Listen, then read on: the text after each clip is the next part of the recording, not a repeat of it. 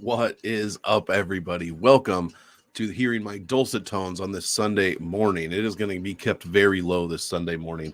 Welcome to the morning after the show right here on the MMA Engine channel, where I, your host, Monk, aka the Monkmatician, give you a quick 20-minute breakdown of all the fights last night from UFC San Diego. We'll go over the optimal lineup, the DraftKings optimal lineup, and we will go over CM Monk's only two bets this week, but we will go over those as well. Should be about 20 minutes. Get some comments going in the chat if you guys like. We'll chop it up here. Like I said, won't be too long on this Sunday. We'll let you get back to your day, but we will go over some fights for UFC San Diego. So real quick, guys, be sure if you're in here, thank you so much. Hit that like button. Hit the subscribe on the MMA Engine channel. It's me, it's Wheezy, it's Brady, and it's Lou. We bring you content several times a day, several days a week before each and every UFC card. And we have got a big one coming up this week, guys, UFC 278. So be sure to check out everything that we have to offer, and you will be good to go for your fight picks, your bets, and your DraftKings lineups next Saturday. But before we get into that, that's for later this week. Sunday is a day of quiet reflection. So let's get right into it, guys. UFC San Diego.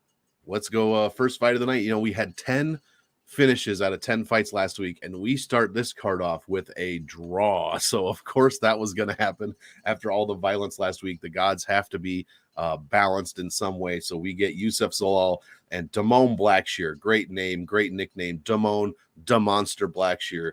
And they're drawing it up. I did not see the first couple of fights. I was hanging out with my kiddos yesterday.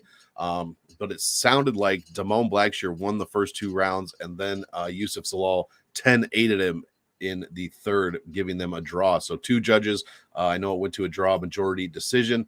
So we start off 0-0 right there. And yeah, guys, let me know in the comments what you thought of any of these fights as we go over them. Not very good scores, as you would imagine. No one gets the win bonus. So 47 for Zalal and 35 for Blackshear.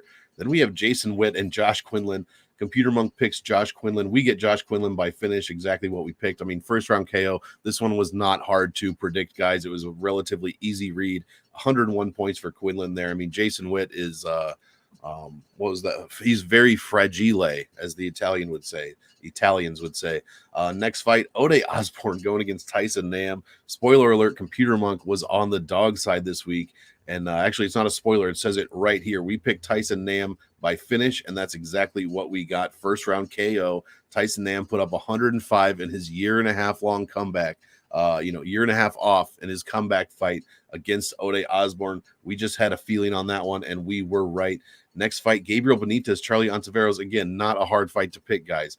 Gabriel Benitez by finish is what we picked. Round one KO is what we got. The first fight in Computer Monk's history that was over 90% implied that they would win, according to the odds. 93.71% is what he had lined Gabriel Benitez as, and it looked every bit of that. 114 points.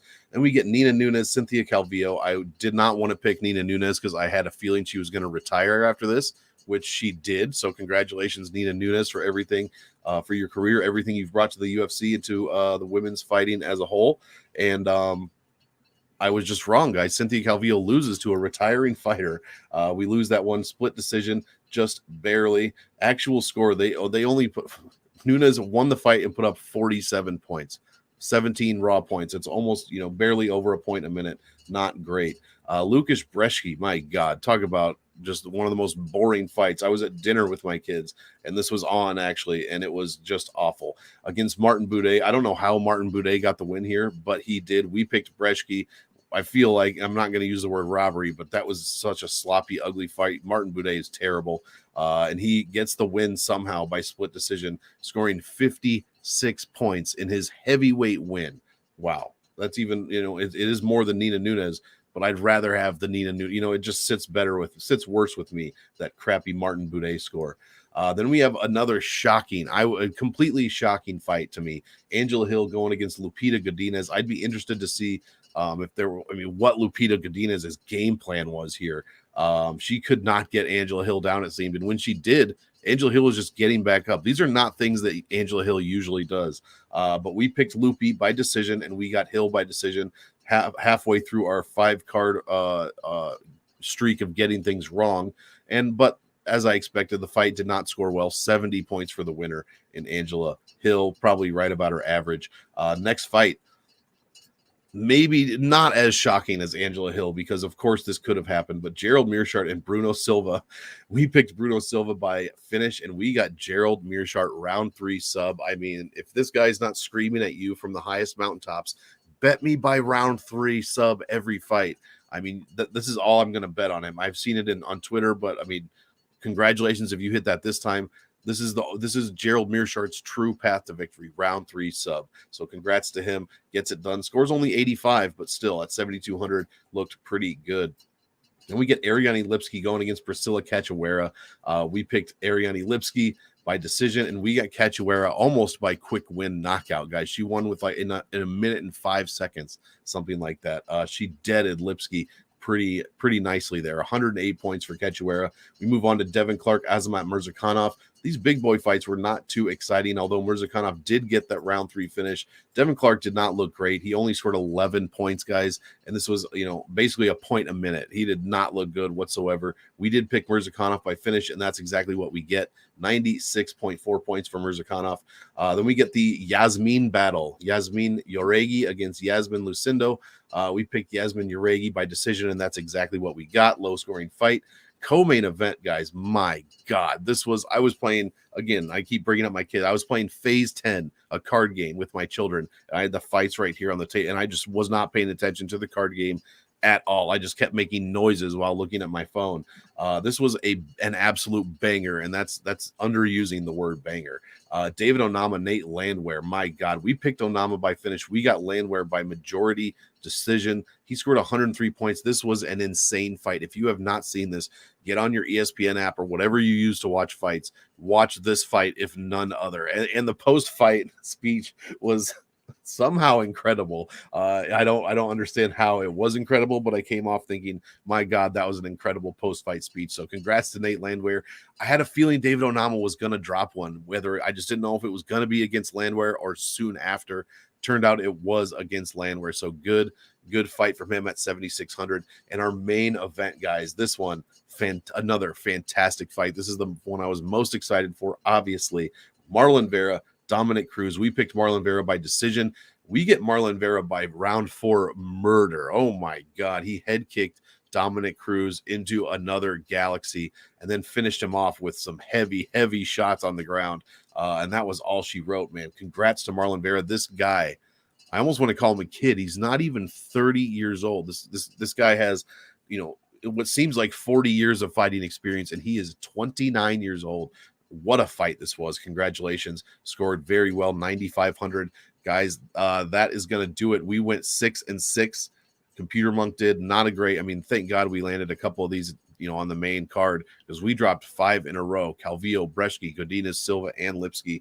We moved to 6-6, 50% on the night. So thank goodness we somehow are holding our head above water. Here is the DraftKings optimal lineup. We had a good score, 629.49. For some reason, my salaries aren't adding up, but it was $49,300 was the total salary there. I must not have saved. This is odd why it's not showing up. Whatever. But yeah, 49,300. So a pretty low percentage salary hit the optimal. We had Gabriel Benitez, obviously 114.32, the highest score on the card, as he deaded Ontaveros. Who didn't pick that one in the first round? Josh Quinlan, again, deading Jason Witt, left hook from hell. When they played that audio, oh my God. I was driving at the time, and I almost had to pull over to stop to watch it several times, but holy crap, 101 points for Josh Quinlan. Azamat Murzakanov, the only person on the optimal lineup to score less than 100, and he put up 96 over Devin Clark, 3rd round KO TKO. Then we had Nate Landwear. My God, several knockdowns, a few takedowns, and some mad entertaining fight. This was like watching the movie Gladiator. This dude would just walk off with his arms up in the middle of the fight. David Onama's like getting up over there, and he's just turning his back to him. Are you not entertained? Just like CM Monk is behind me. I mean, ridiculous, this fight. So congrats to him. Made optimal 103.95. Priscilla Cachoeira, almost the highest score on the card if she would have just finished her 5 seconds earlier. 108 points for the for the first round KO of Ariane Lipski. And then underdog Tyson Nam. I bet a lot of people did not have this dude in their lineups. 105.29. If you had, Nam and Cachoeira in your lineups, you were probably looking really, really good last night. So hopefully you ended up cashing some tickets, cashing some takedowns, doing pretty well for yourself. 629.49 was the total DraftKings score. And again, the total salary, $49,300 for those people, for those fighters. So man, what a couple of fights that was. What a night of fights.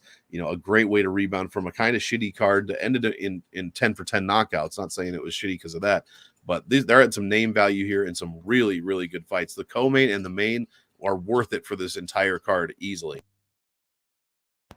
Excuse me. And guys, we will move on to CM Monk's bets. There were only 2 of them, but before I do, hit that like, hit that subscribe down below, and be sure to follow the MMA Engine on Twitter as well. Never miss anything that we have going on. We only had 2 fights, CM Monk, 2 bets going on this week, for yesterday's fight.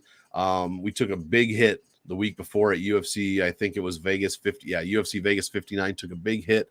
We went 1-1 on money lines this week. CM Monk we do not bet fights in which one of the fighters has less than 15 minutes of UFC cage time. So that X'd out like half the field. So we only had 2 fights to bet this week. One of them was Tyson Nam, Ode Osborne. We got that at plus 230. Kelly Criterion says we put 5.57 units on it at an $89 unit size, which is based on our current bankroll, $4,464. Guys, I should preface this. I do not have $4,464 in a bankroll somewhere. I'm not that guy. I did build this thing, CM Monk, who makes fight picks, bets fights, and everything is automated. It just tells me what to bet every week based on stats, based on, like 50 or 60 different stat points and a few other things as well. So that's what we have going on here. This is what you are looking at.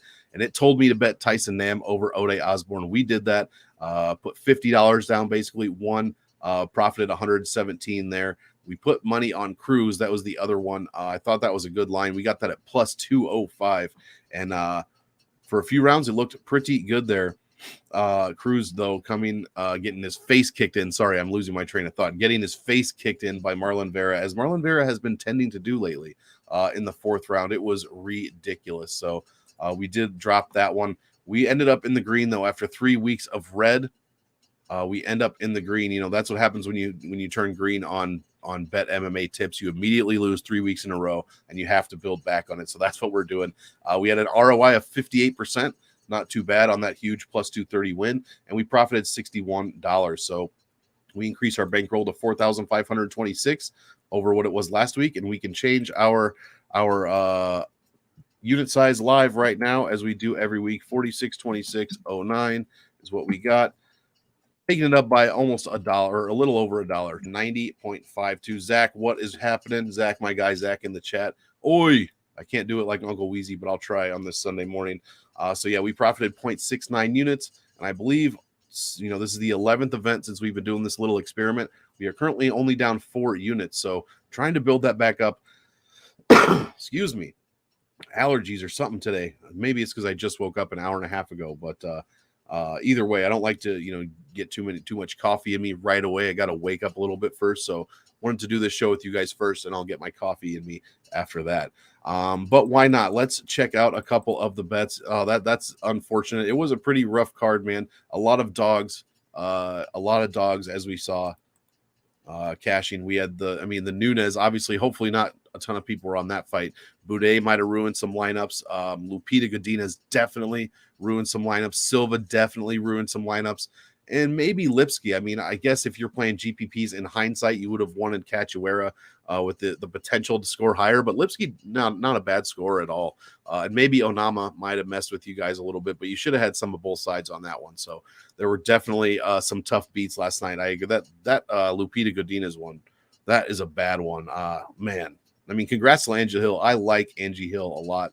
I really do. But that was a bad fight. I do not have all my stats in, guys, for UFC 278, I believe, this weekend for Kamaru Usman and Leon Edwards. But let's go ahead and look at what CM Monk is eyeing. We have no goes the distance or inside the distance props at all. Yeah, is that what it was? I missed this fight. I want to go back and watch it today. No fight IQ. Yeah, that's unfortunate, man. And Lupita, I think this was her 6th fight since January 1st of 2021. That's the most out of any UFC fighter, I think, in that time frame. So maybe she needs to chill for a minute and work on a couple of things. Maybe that fight IQ is one of them. But so either way, we just have a few money lines we're eyeing. We have, like I said, we have no props for goes the distance or inside the distance yet. But Computer Monk, all dogs we're eyeing. We're eyeing Francisco Figueiredo at plus 281. And I do not have all my stats in here. I do not have strength of schedule in and a few other things. But as of now, Figueiredo is picked by CM Monk 51.5% to 40. So very close fight. 25% value off the Vegas line though, plus 281. What are we thinking about putting on that?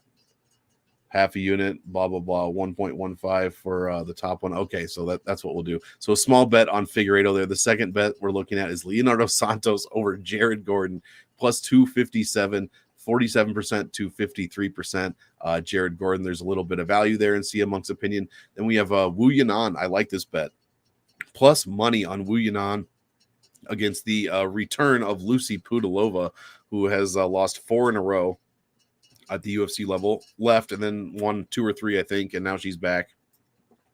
But we have Wu Yanan plus 131, 54% to 46%. I like this bet. And then the best bet, in my opinion, just because I love the guy, and I love both guys here, but look at this. Merab Dvalishvili, minus 120. I think we already missed the plus money. He opened at like plus 135, something like that. So we missed the boat on that.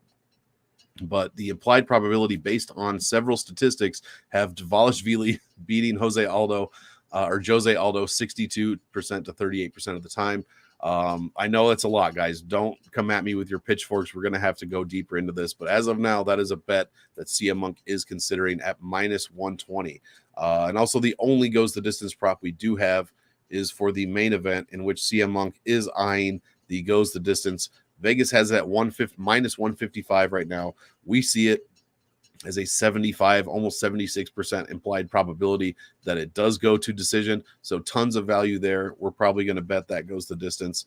Right now, he wants me to put 2 units that Kamaru Usman and Leon Edwards goes the distance. I really like that bet. So that is what we are eyeing for UFC Vegas 278 coming up this Saturday. So real quick, we just to recap, we went 1-1 on our only 2 bets of the week. Plus money, plus 230 for Nam, plus 205 for Cruz, fails, but we still made $61, come out 58% ROI in the green. That is what we like to see.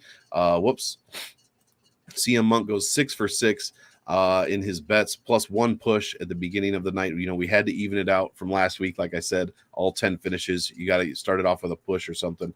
But yeah, not too bad. 6-6, I'll take it. But we do need to get a bit better. We'll hopefully finish in the green for CM Monk's bets this next week. But guys, this is going to do it. We've been talking for almost 20 minutes, just as usual. We've gone through CM Monk's picks. We've given you the DraftKings optimal lineup. And why is it not showing? There we go. The DraftKings optimal lineup and CM Monk's bets. So guys, please enjoy the rest of your Sunday. Thank you for spending 20 minutes with me for this UFC Vegas, not UFC Vegas, UFC San Diego recap. And I'm serious, if you have not watched at least the main and the co-main event, make some time to do that today. Those 2 fights are probably the best fights on the card by far. There were also some fantastic finishes, 3 round 1 KOs in a row. Check those out. I mean, it won't take you more than 5 minutes to watch those fights. And then the Cachoeira fight as well. We had another round 1 KO. So 4 of them all day yesterday. Fantastic. So thanks a ton for joining me, guys. Hit that like, hit that subscribe on your way out. And as usual, I want all of you to enjoy the fights. So enjoy, and we will see you next time.